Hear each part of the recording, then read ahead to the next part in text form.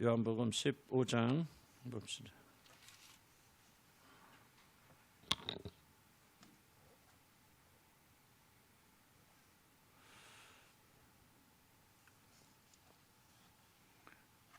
(23절) 볼까요? 15장 23절부터 이제 예수님이 뭐를 보자면 이제 바로 예수 그리스도 또 그를 따르는 제자들이 세상으로부터 미움받고 고난받게 되어진다는 것을 지금 이렇게 설명을 말해 주는 겁니다. 예수 믿음으로 축복도 받고 하나님 은혜도 거하죠. 그렇지만은 동시에 뭣도 있습니까? 핍박도 받게 되어지는 이게 좀 우리는 뭐 그렇게 핍박이라고 그렇게 할 건 없죠. 근데 어쨌든 많은 공격당하지 않습니까? 저는 영적인 공격, 특히 마귀로부터 많은 영적 공격받고 우리 예수를 안 믿었으면 얼마나 여러분 자유롭게 좀 평안하게 살 수 있었을 텐데 예수를 믿기 때문에 하나님 축복도 있지만은 그런 마귀의 공격도 굉장히 많게 되는 거죠.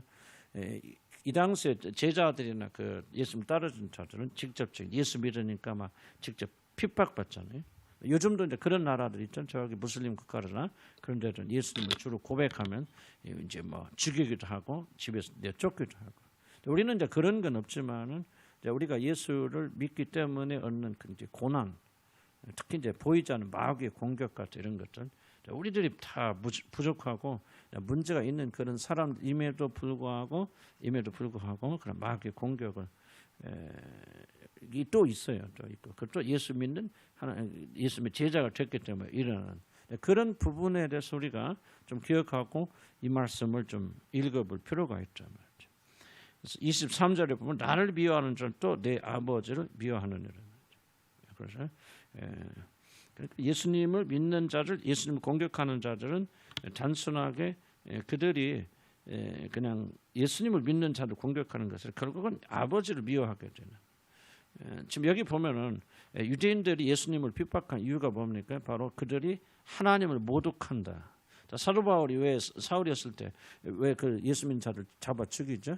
하나님을 모독하기 때문에. 그래서 하나님에 대한 열심이 결국은 예수 믿는 자를 핍박하게 된다. 그래서 그들의 문제는 뭐냐면 하늘의 아버지와 예수님을 분리하잖아요. 그리고 오히려 예수님은 거짓 선지자고 그리고 하나님을 모독하는 자. 그래서 예수를 죽이고 예수를 따른 자를 죽이는 것이 우리 하나님께 영광 돌린다. 그렇게 생각했다. 사도 바울은 진심을 그렇게 그런 열심이 특출해서 그렇게 하게 되어지잖아요. 그 특출해서 그렇게 하게 되어집니다. 그런데 이제 예수님 말씀은 것은 나를 미워하는 또 내 아버지를 미워. 항상 예수님이 강조하는 게 뭐냐면 아버지와 자기는 하나라는 사실을 경직하는 자. 그러니까 누구든지 나를 믿고 예수를 믿는 자들 핍박하는 자들은 하나님을 미워하는 거다.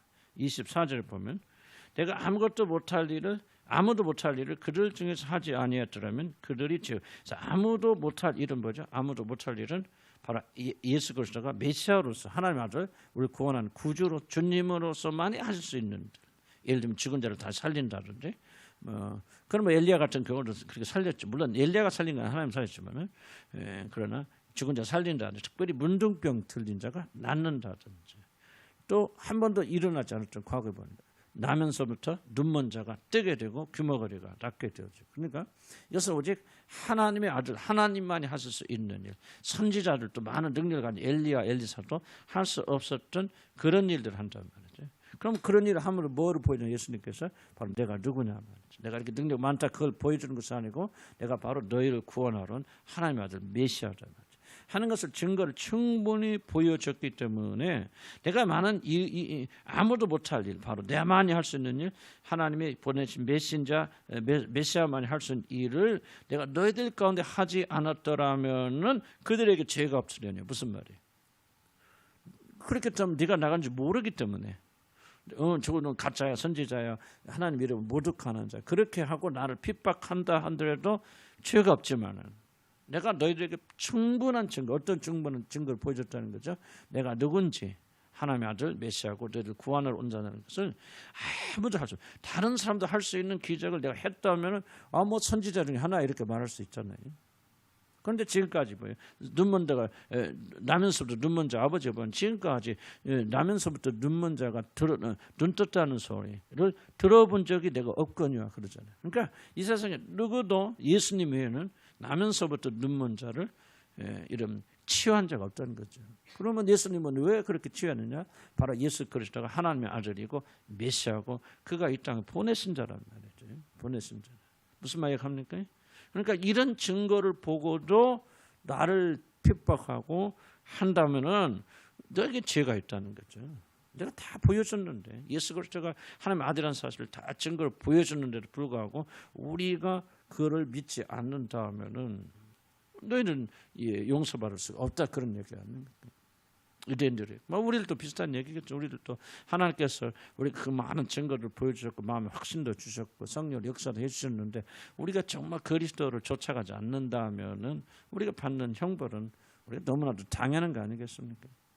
무슨 말 이해 가시죠? 그래서 예수님께서는 믿으라고 할 때 자기를 믿으라 모든 증거를 다 주면서 믿으라고 하는 것이죠. 그럼 우리는 뭐 이런 거 본 적이 없는데 아니죠. 성령께서 우리 깨닫게 해주셨고 예수 그리스도 하나님의 아들이라는 것을 알게 해주셨고 그들이 본 것보다 더 확실하게 우리 믿게 해주셨단 말이죠.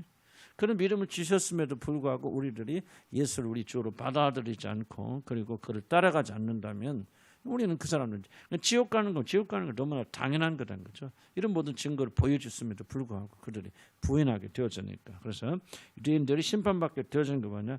예수 그리스도가 하나님의 아들 메시아라는 사실을 충분히 그들에게 보여주셨지만 그 모든 걸 목격하고도 그들이 예수를 부인하니까 죄가 없겠지만 지금은 그들이 나와 내 아버지를 보았고 또 미워하였다. 이건 또 중요한 얘기죠. 근데 이 요한복음 굉장히 중요한 계시입니다. 왜냐하면 예수님께서 보니까 나를 보냈다 보았다 그래 하고 나와 내 아버지를 보았다 말하잖아요. 그렇죠? 나와 내 아버지. 그럼 무슨 말 지금 하고 있는 것입니까? 바로 내가 나를 본 자는 그 누구를 보았고 아버지를 보았고. 그래서 예수님은 자기와 하나님 아버지가 동등하다고 동일이다. 우리가 말하면 좀 동일이는 아니지만 그렇게까지 말할 수밖에 없는 동일하고 동등한 자라는 사실을 예수님이 선포하는 거죠. 사실은 예수님께서 죽게 십자가 못 박혀 죽은 가장 큰 원인이 지금 이런 말들이 있어요. 이런 말도 했기 때문에 신성모독이다. 자기와 하나님과 자기를 동일한단 말이죠. 누가 사람이 감히 자기가 누구길래 하나님과 자기를 동일하는 말이죠. 둘 중에 하나는 완전 사기꾼이거나 그들이 생각하는 거지. 이거 완전히 사기꾼 미친놈 신성모독하는 자이거나 그렇지 않으면 진실이라면 예수님은 엄청난 분이죠. 그러니까 여러분들이 예수를 믿는다고는 둘 중에 하나에서 선택하는 거죠. 지금 예수의 주장을 따른다면요. 이건 만약에 예수가 가짜인데 예수가 주장한 대로 따른다면요. 이 세계에서 둘도 없는 사기꾼 아닙니까? 예수가 다른 걸 주장하지 않고 자기가 하나님이라고 말하는 거거든요. 온 우주를 창조하신 나는 그 하나님이다. 내가 만들어 내 손으로 지었다. 그런 자를 지금 그거를 선포하고 있는 거죠. 이해가죠? 그러니까 만약 그것이 사실이 아니라면 예수같이 사기꾼이 어디가 있습니까? 그래서 많은 사람들 뭡니까? 예수는 사기꾼이야. 정신 이상자야. 알버트 슈바이처 박사같이 그렇게 유명한 사람 뭐라고 하니까 예수 그리스도는 과대 망상주의자야. 자기가 하나님의 아들이라고 스스로 믿었다는 거죠. 하나님의 아들이 아니지. 그렇지만 자기 하나님의 아들이라고 스스로 믿었다. 그래서 뭐 정신 이상자, 과대 망상주의, 알버트 슈바이처 같은 사람. 그러니까 거듭나지 않은 사람들 눈에는 예수 그리스도는 뭐냐? 정말 이상한 사람, 과대 망상주의다. 그러나 그의 사상이나 그의 가르침은 너무나도 훌륭하기 때문에 우리는 그를 산상수훈 너무나 훌륭하기 때문에 나는 그 따라간단 말이죠. 그렇게 말했잖아요. 그런 자였거나 바로 우리 그리스도인들 어떻게 그리스도인이 되어지니까 바로 예수의 주장을 받아들임으로 그리스도인이 되어지는 것이죠. 예수를 믿는다는 말은 무슨 말이냐면 예수님이 자기에 대해서 주장한 것을 믿는다는 말입니다. 다시 한번 중요한 얘기입니다. 예수를 믿는다는 말은 무슨 말이에요? 예수님이 자기에 대해서 주장한 것을 참이라고 받아들인 것을 예수 믿는다고 말합니다. 예수가 존재했다. 그걸 믿는 게 믿는 게 아니에요. 다 믿죠. 불신자들도 믿어. 예수가 2000년 전에 존재했다. 역사책에 다 나와 있고 그걸 그들이 부인하지 않습니다. 십자가에 달려 죽었다. 인정하면 맞습니다. 맞아요. 훌륭하신 분이 선지자입니다. 그런데 뭘로 받아들이냐면 예수님이 자기에 대해서 주장한 거예요. 지금 자기에 대해서 뭐를 주장하죠? 나는 곧 그리스도예요. 메시아다. 너희를 구원하러 온 하나님이 바로 나다. 아버지와 나는 한 존재다. 같은 자다. 그렇게 말하는 자기 주장을 받아들이는 것이 믿는 것이고 이것을 믿을 때 구원받게 되어지는 거예요. 그러니까 무조건 예수 믿는다고 말했을 때 많은 분들은 믿음을 자기식으로 해석하잖아요. 그래서 무엇이 진짜 그러냐 예수님이 나를 위해서 죽으셨습니다. 뭐였습니다 하면 눈물을 흘렸다 구원받는 게 아니죠. 정말 예수님이 자기 주장에 하신 것을 참으로 받아들여야 된다. 참으로 받아들여야 된다. 그래서 가장 지금 성경의 모든 그런 자기 주장의 핵심이 뭐냐? 예수는 곧 메시아 그리스도라는 거죠. 이 땅에 우리 죄인된 인간들을 구원하러 이 땅에 오신 하나님이 바로 그분이시다. 이 사실을 받아들임으로 제자가 되어지는 거고, 이 사실을 받아들이지 않으면, 이 사실을 받아들이지 않는다면 교회 100년 다녀도 그 사람 구원 못 받습니다. 이런 교회 다니기 때문에 여러분 예수는 믿는 게 아니고, 예수 그리스도가 역사적 존재했다는 사실을 믿기 때문에 믿는 것은, 이런 믿는 것이 아니고, 이런 믿는다는 것은 성경에 예수님이 자기에 대해서 주장한 모든 내용들, 선지자들이 주장했던 거, 그리고 예수 그리스도 오셔서 이건 혁명적이거든요. 유대인들 앞에서 왜 돌을 던져 죽이려고 그랬습니까? 그 사람 낙해서 그런 거 아니야. 예수의 주장이 참으로 참담하기 때문에. 인간 중에서 누구도 예수같이 주장한 사람은 없죠. 나는 하나님이란 말이죠. 나는 너희 죄를 사하러 온 메시아 그리스도란 말이죠. 그러니까 둘 중에 하나죠. 그러니까 사기꾼이거나 미친놈이거나, 그렇지 않으면 진짜 그 말대로 메시아거나, 둘 중에 하나잖아요. 이로 뭐를 선택하는? 잘 생각해 보세요. 그럼 예수가 정말 미친놈이라고 말할 정도로 그렇게 완전히 그런 사람인가요? 그렇지 않으면 그렇게 볼 수 없는, 그렇게 볼 수 없다면 예수님이 자기 주장이 참이 아닌가요? 그런 생각하면서 여러분들 그걸 받아들이는. 그래서 예수를 하나님과 동등하신 하나님의 자녀 메시아 그리스도, 또 나를 구원할 이 땅에 오신 그분으로 받아들이고, 그리고 나의 생명을 그분에게 드리고 무릎 꿇게 되어지는 것을 구원이라 그렇게 말하는 거죠. 그래서 그거를 이렇게 말합니다. 그들은 지금 나와 내 아버지를 보았지만은 미워합니다. 그러니까 지금 예수를 부인한 것은 예수만 부인한 것이 아니라 그 아버지 되신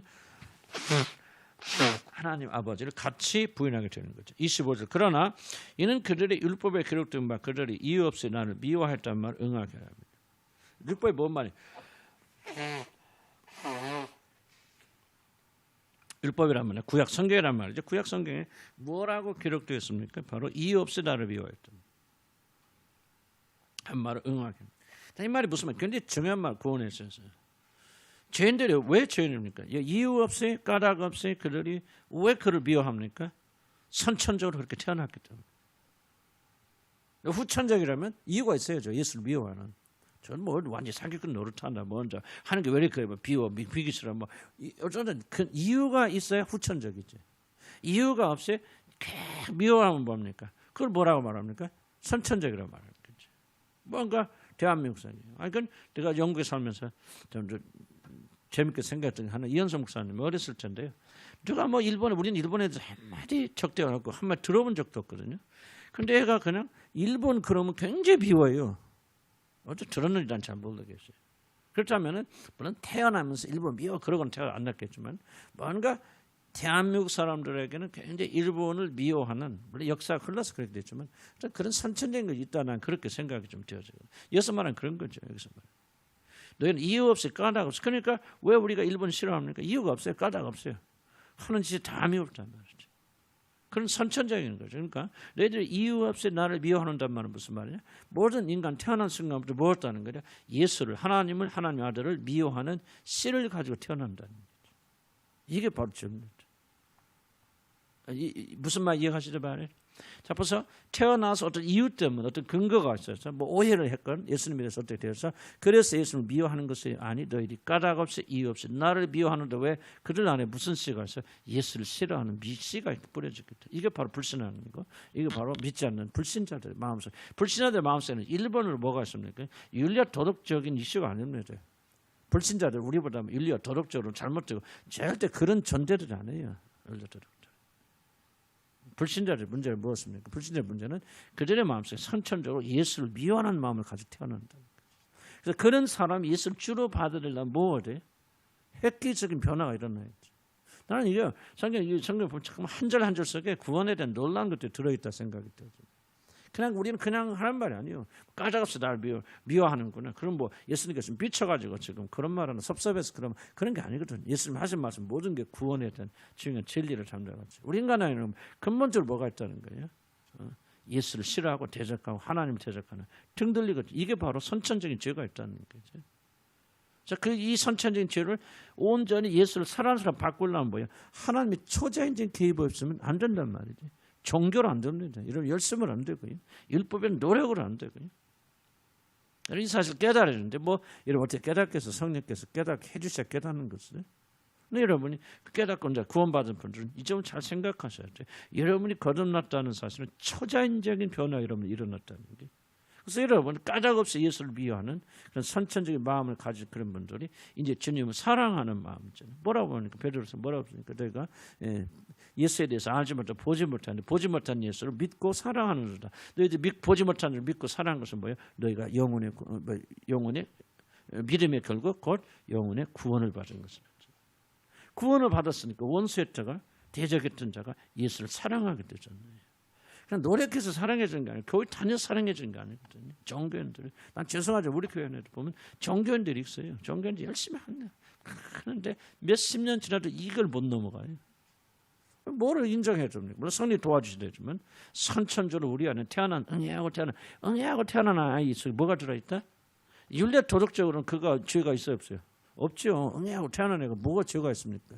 뭐 뱃속에서 뭐 그건 그렇고 이런 무슨 죄 없어요. 그런데 응애하고 태어난 애는 뭐야? 예수를 싫어하고 하나님을 대적하는 마음을 가지고 있어요. 그러다 이게 자라나면서 싹이 뜨고 열매 맺을 뿐이지 누가 가르칠 필요 없어요. 예수는 대적합니다. 하나님 싫어합니다. 그래서 여러분 우리 마음속에 거듭나지 않은 사람들 마음속에는 바로 이게 있는 거예요. 교회 다니니까 여러분 예수님에 대해서 욕할 건 아니고 예수님 좋게 말고 뭐 다 알죠. 그러나 마음속에서 그분을 사랑하는 마음이 생기죠. 거듭나잖아요. 거듭나니까 뭐야? 믿음을 받게 되고 믿음을 가지니까 주님을 사랑하는 마음이 일어나게 되죠. 이게 이제 여기서 가르쳐 주는 거예요. 그래서 우리가 구원을 막 받는다. 구원 안 받고는 이거 아무 의미가 없겠죠. 구원 받은 분들이 다시 한번 깨닫게 될 거예요. 아 그렇구나. 하나님께서 이렇게 거듭나면 이렇게 중요한구나. 왜 거듭남으로 하나님께 나를 바꿔놓으셨기 때문에 선처를 까닭 없이 이유 없이 미워하는 그들만 그런 게 아니죠. 그들은 까닭 없이 이유 없이 미워하는 그 미움이 죄가 우리 가운데 있는데 성령께서 역사하셔서 우리 죽은 이를 새롭게 살려주시고 새 마음으로 바꿔주셨기 때문에 예수를 미워하는 마음이 예수를 사랑하는 마음으로 바뀌어서 나간다. 이게 바로 성령 역사, 하나님 역사입니다. 믿음에 아멘하시기 바랍니다. 이거는 얼마나 크고 놀란 능력이냐. 에베소 1장에 뭐라고 말이죠? 우리가 눈을 열어서 우리의 마음의 문을 열어서 뭐를 보게 하시고 능력과 권능. 그 권능이 뭐예요? 죽은 예수를 살리시사 다시 부활하게 하시고 그리고 하나님 보좌 우편에 앉으신 이 권능이 믿는 성도들에게 어떻게 역사하였음을 알게 하기로 하는 바로 이 권능이 여러분이 느끼지 못하는 여러분 속에서 강력하게 역사했기 때문에 선천적으로 예수를 부인하던 사람이 변화갖고 뭐냐면 예수를 사랑하는 사람이 된다. 너무너무 신기한 일이기 때문에 우리가 볼 수 없어요. 느낄 수 없어요. 거듭나면 아무도 못 느껴요. 아무도 볼 수 없어요. 왜? 너무나도 신비하고 초래한적인 역사이기 때문에 우리는 육체로 감지할 수 없죠. 그런데 뭐가 일어나느냐? 죽은 예수를 살리시고 그리고 그를 부활시키셔서 하늘에 올리셔서 보좌 우편에 앉히신 이 권능, 똑같은 권능이 저와 여러분 안에서 역사에서 그런 역사가 일어났다. 그러니까 우리가 구원받아 내가 하나님 자녀가 됐다는 것은요. 하나님께서 말로 다 할 수 없는 놀라운 은혜를 우리에게 베풀어 주신 거고 정말 여러분이 정말 초자연적인 정도가 아니라 예수님에게 죽은 예수를 부활시킨 똑같은 능력으로 여러분 살려주셨는데 근데 이게 너무나 신비하니까 하나님께 안 보여주시는 거죠. 그러니까 주님께서 근데 나중에 마음의 눈을 열어서 깨닫게 되더라고요. 무엇이 신비한가? 우리는 자꾸 다른 걸 신비한 걸 자꾸 찾잖아요. 무슨 예언이다, 방언이다, 뭐가 됐든지 간에 그런 걸 자꾸 무슨 초자연적인 역사만 그거는 초대한 역사 아무것도 아니랍니다. 정말 중요한 것은 뭐냐? 우리가 구원 거듭나게 되어졌을 때 정말 그런 놀라운 권능이 있기 때문에 뭐가 돼? 선천적으로 여러분 주님을 대적하고 미워하던 까닭없이 미워했던 여러분들이 이제 뭐예요? 까닭없이 주님을 사랑하는 자를 되었습니다. 그래서 여러분이 주님을 사랑하고 사모하는 마음이 있거든. 여러분은 말로도 표현할 수 없는 놀라운 역사 일어났다 안 일어났다? 이미 일어났다는 거. 언제? 거듭나게 될 때. 거듭나게 될 때. 지금 듣는 거예요? 안 듣는 거예요? 잘 들으세요. 거듭나게 될 때 이런 역사가 좀 일어났다. 그래서 이것을 이제 구원받은 우리들이 깨달아가면서 감사하는 거죠. 사실 이걸 잘 못 깨달으니까 자꾸 우리 눈이 어디로 가요? 세상으로 가죠. 자기로 가죠. 그래서 세상이 잘 되냐 못 되냐, 내가 잘 되냐 못 되냐, 내가 행복하냐. 저부터 그래요. 왜? 어디서부터 눈이 이 놀라운 영광에서부터. 그래서 이쪽 가는 거야. 자 믿지 않는 세상의 신이 믿지 않는 자의 눈을 가는 뭐를 못 보게 하는 거죠? 바로 이 영광을 못 보게 하는 거죠. 얼마나 놀라운 역사가 일어났고 하나님이 정말 온 우주 만물을 창조한 그 놀라운 능력으로 우리를 살려내셨는데 이거를 보지 못하도록 사단이 우리 눈을 가려버린다. 믿지 않는 자들. 근데 예수 안 믿는 사람들도 그렇지만 우리들도 그렇잖아요. 그러니까 하나님의 영광이 안 보고 그리스도의 영광이 안 보고 복음의 영광이 안 보이니까 자꾸 눈이 어디로 가? 세상으로 가는 거예요. 뭐 나나 여러분만 그래 나도 그렇죠. 이 눈을 탁 좀 그래서 이게 바로 이제 그럼 점점 열정이 시작한 세상 자꾸 세상 게 좋아지죠. 먹고 마시고 놀러 가고 하는 것이 자꾸 우리에게 중요하게 느껴져 막 자랍니다. 그래서 전부 걱정, 근심, 고민 다 어디서 나오냐? 이 복음의 영광에서 떠나간 뒤로 진짜 환경이 어려워져서 그 거짓말입니다. 나도 수없이 얘기하지만 환경의 문제는 아니에요. 뭐가 문제야? 복음에서 우리가 떠나가 있는 복음의 영. 그래서 우리가 지속적으로 복음의 영광을 알아야 되고 나가야 되는데 참 이게 쉽지 않죠. 성령 도와주셔야 돼요. 그러니까 우리가 자꾸 지속적으로 기도해야 됩니다. 기도밖에 없습니다. 왜 이 말씀 기억하면서 정말 우리의 마음의 눈을 열고 계시의 정 지와 계신 줄 하나님 알겠어 마음의 눈을 밝게 해서 이걸 끊임없이 하고 이것이 정말 우리 가운데 에너지가 돼 열정이 되어지면요 그 복음의 영광이 보이지 않습니다. 단순한 말이 아니고 뭔가 우리 가슴을 탁 깨하고 그렇게 만들어지고 그러니까 뭐야 그런 영광께 싸우니까 세상적인 것이 상대적으로 별거 아니게 되어진다. 제가 뭐라고 다 그래요 뭐. 나도 이게 약해지니까 원인이 뭐 다른 거 나도 뭐 많이 분석해보고 뭐고 뭐 이것 때문에 저것 때문에 물론 그것도 일리가 있겠죠. 그런데 또 가만히 성경 말씀 이 묵상이 뭐냐 문제는 이 복음의 영광에서 이탈되지 나가니까 이제 이게 크게 먹고 사는 거 크게 다른 사람이 나한테 어떻게 대하느냐 이게 굉장히 크고 큰 주제가 되어져 그렇다는 거죠. 그래서 복음의 영광을 잊어버리면요 세상은 교회는 제도화 되어지고 저쩌고 나는 맨날에 뭐 그냥 찬양 틀리면 어쩌고 뭐 그러나 근데 뭐 여러분 생각 좀 나고 다른 것 같아. 뭐 근데 이제 복음의 영광에 들어가면 그 문제 안 되는데 여기서 초점 잃어버리게 되어지면 자꾸 우리가 뭐를 잘하냐 뭐냐 초점 맞게 돼. 그때부터 교회는 무너지게 되었습니다. 나는 모르겠어요.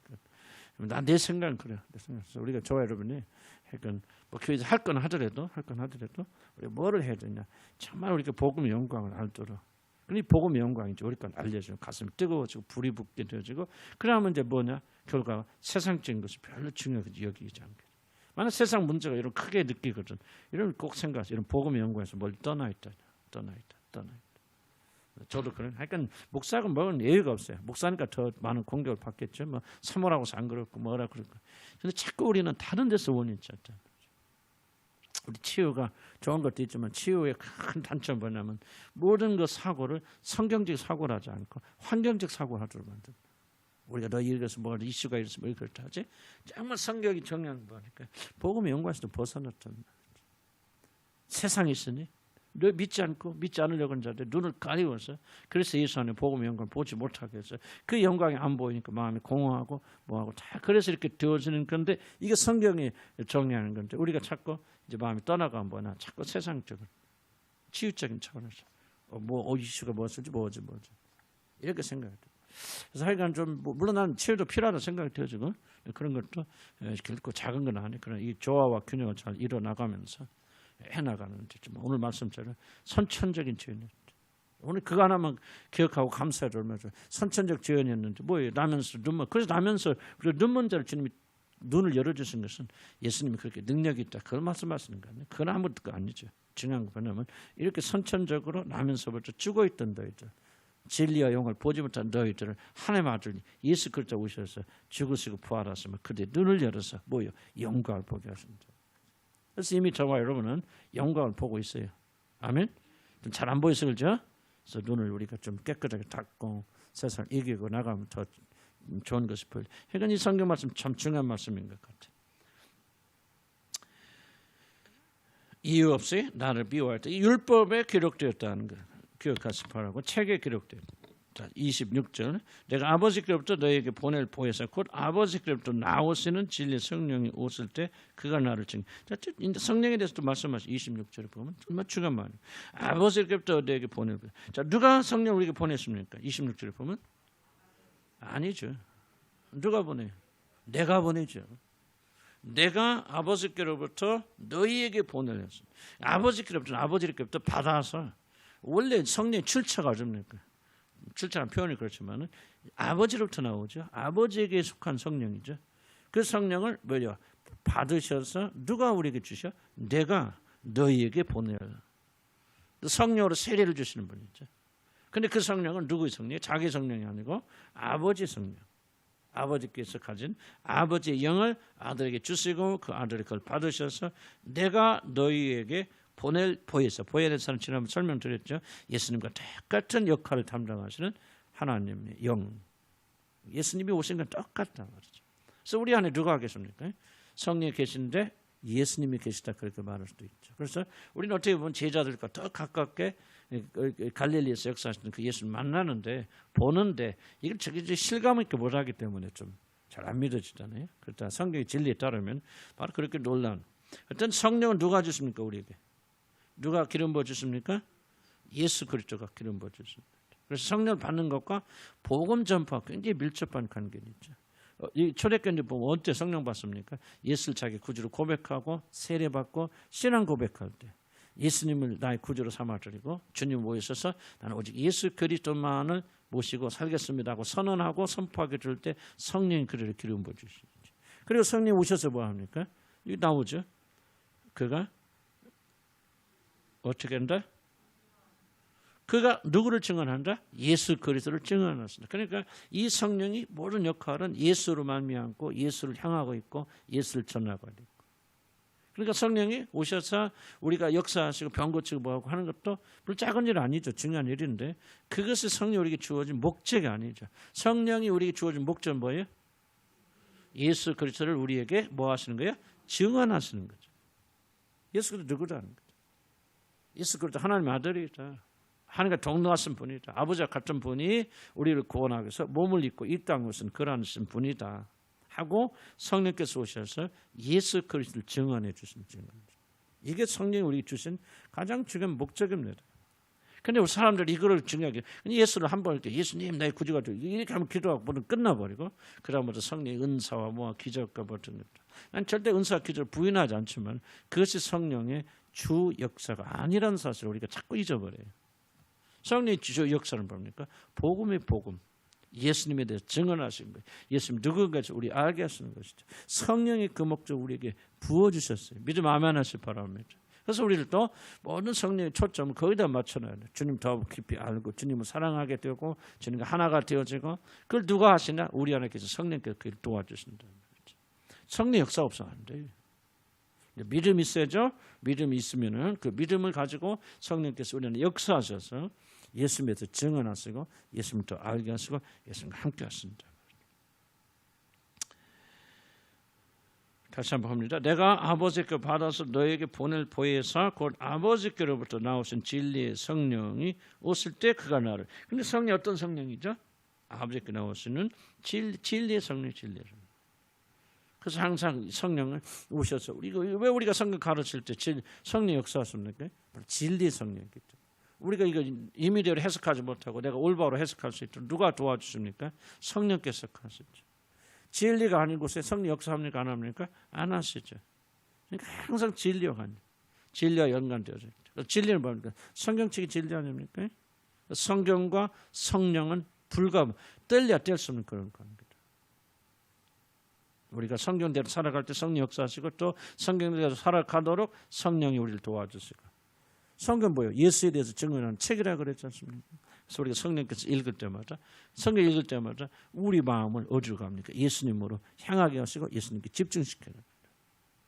예수님 알게 하시고 그래서 왜 그 안에 복음이 있고 영광이 있고 축복이 있고 만족이 있고 이 모든 것입니다.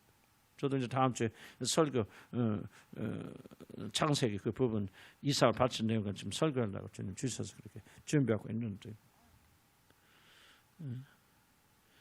그것도 제가 생각했던 우리가 가지고 모든 필요 있잖아요. 우리가 뭐 안전에 대한 필요, 또 뛰어남에 대한 필요, 사랑받는 필요. 근데 이 모든 우리 인간의 필요가 어디서 다 충족되냐면 예수 그리스도 안에서 충족돼요. 하나님께서 우리 모든 필요를 예수님 통해서 공급해 주십니다. 그러니까 예수 그리스도 충만한 사람은 행복한 사람이고 예수님을 충만하지 않은 사람은 충만. 그러니까 우리가 이걸 자꾸 사고로 바꿔야 돼요.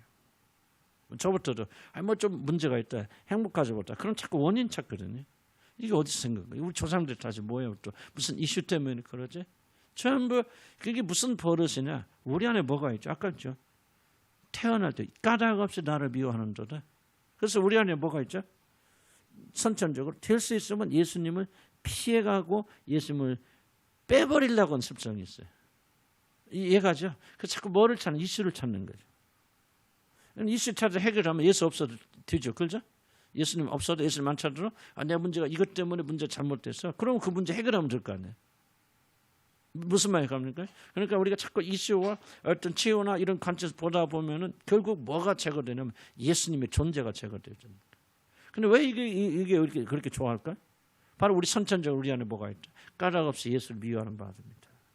구원 받았어도 그 존재 아직도 남아 있어서 우리가 자꾸 하나님께 나가지 않고 자꾸 무슨 뭐 가난에 저주가 있나 뭐 하여간 이런 별의별 식으로 다 생각하면서 물론 성령께서 가르쳐 주실 때도 있겠죠. 그런 것이 이슈가 될 수도 있겠지만 그러나 우리 기본적인 생각이 뭐냐 바로 하나님께 나가서 예수님께 나가서 그분과 기본적 관계 회복하는 것에 우리가 만족 우리 모든 필요를 예수님을 통해서 하나님이 공급해 주신다. 예수 하나하고 예수 충만한 모든 게 해결된다는 이 믿음이 자꾸 어디서 흐트러지냐면 우리 내면의 생각 까닭 없이 예수를 미워하는 이 선천적인 죄가 자꾸 이걸 방해한다. 무슨 말인가 이해가십니까? 이해가 안 가요? 여러분 그래서 우리가 정말로 예수 충만하되 정말 이게 24전 충만해야 된다. 조금 됐다. 조금 지나 없어지고 그래서 하면 좋아. 지금 왜 문제입니까? 왜 어렵습니까? 다른 거 없어. 딱 하나. 예수 충만하지 못하니까 어렵고 힘듭니다. 그런데 이걸 사람들이 인정 안 하고 여기 앉아 계시면 잘 인정하려고 하지 않죠. 자꾸 환경 찾아하는 게. 못돼. 그래서 내가 이렇게 하면 행복할 저렇게 행복할까. 뭐 따지고 뭐 저도 뭐 머리 굴려 보지만은 결론은 안 해요. 결론은 성경만이 진리거든요. 뭐라고 말합니까? 길과 진리와 생명 되신 예수 그리스도가 우리 충만하지 못하니까 우리 모든 필요를 그분을 통해서 하나님이 공급해 주시는데 이 길은 부인해 버리고 여러분이 힘으로 찾으려고 하니까 전부 세상으로 나가겠죠. 결국은 점점 우리들은 세상으로 나가서 주님과 멀어지는 불쌍한 사람들 되어진다. 그래서 우리가 성경적인 사고를 하도록 해야 되는데 한다고 해도 이게 좀 몸에 배도록 해야 된다. 지속적으로 말씀드렸고 또 묵상하고 또 집에 가서 기도하고 또 이 말씀이 우리는 이루어지도록 그렇게 기도하면서 함께 나가지 않으면 결국은 구원 받을지 모르지만은 세상 사람과 똑같은 그런 문제에 빠지게 된다는 겁니다. 좀만 더 하고 마칩시다. 그래서 진리의 성령 오셨을 때 주님이 증언하신다. 그랬을 때 왜 증언하십니까? 우리 앞에서 말한 우리 모든 행복과 문제 해결이 누구에게 달렸기 때문에. 예수에게. 그래서 성령이 계속해서 우리를 그분을 알게 하시고 깨닫게 하시고 믿게 하시고 그분을 향하게 하시고. 그런데 우리가 성령에 둔감한다든지 우리 고의적으로 무시해버리면 전부 모든 생각이 세상으로 온다.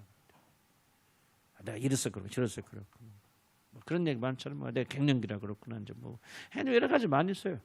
저도 보면 수없이 변명. 근데 그 변명을 종합해 보면 변명 핵심이 뭐냐면 주님께 달려가지 않을 변명들이에요. 무슨 말이니까요? 이거 하면 이것 때문에 문제 저때 그러면 그 변명 끝에 뭐냐? 예수님께 안 나가죠. 하나님께 안 나가죠. 이것이 잘 되면 그런 생각을 하고요. 이것을 여러분 잘 하기 위해서 기도한다면 그 기도는 우상숭배 주술이지. 그냥 하나님께 드리는 기도가 아닐 수 있단 말이죠. 그래서 이걸 생각을 좀 바꿔야 되고 좋아요 여러분. 지속적으로 기도의 투쟁을 통해서 뭐야? 이런 생각 근본적 생각 좀 바꿔야 되고 성경적인 사고를 해야 된다. 성경이 우리 가르치는 거 뭐냐? 성경이 가르치는 거 뭐냐? 우리 문제가 뭐냐? 성경이 진단해주고 해결책이 뭐냐? 성경이 진단해주고. 자, 우리 문제는 뭐야? 오늘 지금 말했죠. 우리 문제는 뭐죠? 우리 근본적 문제는 우리가 뭐가 있다는 게 선천적으로 예수를 미워하는 마음이 있단 말이지. 구원받았죠. 그런데 뭐가 왜요? 너는 내게로 오기를 원치 않는다. 그런 선천적인 마음 우리 안에서 예수님께 향해 나가지 못하고 방해하고 있는데 우리가 성령께서 오셔서 해결책은 뭡니까? 그래서 성령 이끌림 받아서 예수를 충만하게 되어주면은 여러분은 어떤 사람이 되어지냐? 이제 충만한 사람이 되어집니다. 물론 이건 쉬운 얘기 아니에요. 왜냐하면 저부터도 잘 못해요. 그래서 심한 싸움이구나. 제가 여러분 고백할 수밖에 없죠. 저는 되지만 안 될 때가 더 많은 것 같아요, 사실은. 근데 안 될 때 뭐가 안 될까 하면 나중에 이제 뒤에 가서 살펴보면요, 이 사고가 안 되는 거예요. 아직도 사고는 뭐 우리 잠재적인 환경이야. 내가 이걸 있었더라면, 이걸 잘했더라면, 이게 주어졌더라면, 이렇게 했더라면, 전부 다 뭐예요? 선천적으로 내 안에 뭐예요? 주님을 사랑하는 마음이었구나. 하나님 인정하려는 마음이었구나. 선천. 거듭나서 이제 다른 사람이 되어지니까 조금 달리 생각하는 것도 있지만 아직은 익숙하지 않구나. 그런 생각 좀 많이 해봐요. 그래서 우리는 저와 여러분은 거듭난 우리들이 지속적으로 이 훈련을 해서 어떤 사고를 하든지 성경이 가르치는 사고에 성경이 가르치는 생각. 오늘 우리의 문제가 뭡니까? 진리 성령 오셨지만 그분의 인도함 받아서 예수께로 이끌리지 않냐고. 자꾸 머리에 굴리잖아요. 생각하잖아요. 분석하잖아요. 수없이 생각하죠. 물론 성경의 사고에 따라서 사고하기 위해서 발부를 치는 것은 옳은 거죠. 그런 생각은 내가 하라는 거 우리가 저 해야 되죠. 그렇지만은 우리 성경 딱 덮어놓고 이러면 아무리 머리 굴러봐도 우리가 나오는 모든 생각들은 하나님 생각과 다른 생각들. 그리스도 누구십니까? 바로 하나님께 나가 우리 모든 걸 만족스럽게 채워주시기 위해서 하나님께 우리 주신 선물이다. 그래서 그분을 받아들이고 그걸 전적으로 의지하고 산다면 우리는 승리할 수 있는 그런 삶을 살 수 있다. 그래서 오늘 두 가지 꼭 기억하시기 바랍니다. 우리 안에 뭐가 있다? 선천적으로 예수를 미워하는 그런 마음, 모든 잔득이 있다. 그러나 우리는 뭐야? 거듭났다는 무슨 말이죠? 여기에 새 마음을 주는 게 부어져서 성령의 놀라운 역사로 우리를 새롭게 바꿔줘서 이제 뭐가 있다는 게 달리 생각할 수 있는 그런 사고가 우리에게 주어져 있다 없다? 있다는 거죠. 그 다음부터 뭐예요? 이제 우리 선택하는 거죠. 그럼 옛 사고에 따라 살 것인지 그렇지만 이게 주어진 새 사고에 따라 살 것인지. 그런데 우리는 뭐예요? 습관적으로 옛 사고로 간다. 이게 전부 자연스럽죠. 익숙하죠. 왜? 우리는 선천적으로 예수님을 제거하려고 마음에서 제거하는 마음이 강하기 때문에 내가 분석하고 내가 해결하고 내가 이렇게 참 근데 정말 이게 무서운 생각이거든요. 왜? 하나님을 제거해버리는 생각들. 근데 이게 불신앙적인 사고라는 생각조차 못하게 된다면은 이거는 거듭나지 못한 사람이고 거듭났다면 성령께서 개입하셔서 이런 생각들을 방해하시죠. 성경적인 사고로 이렇게 나가게 되어집니다. 나는 굉장히 오늘 말씀 중요하다 그런 생각이 되어지거든요. 오늘 어떤 고민과 이런 걱정, 근심 있는 분들은 이 말씀 잘 기억하시고 이게 핵심이다. 성경대로 진리대로 나가게 되어지고 그렇기 때문에 하나님께서 그리스도를 통해서 우리 모든 것을 부어주시는 그런 축복이 있을 것이다. 그런 축복을 주의로 간절히 축복합니다. 기도합시다. 하나님 다시 한번 오늘 우리 말씀 주신 것 우리 감사드리고 우리가 아직도 저 자신이 우리 모든 자들이 성경적인 사고와 그리고 자기 자연적 사고 사이에 갈등하고 싸우고 있다.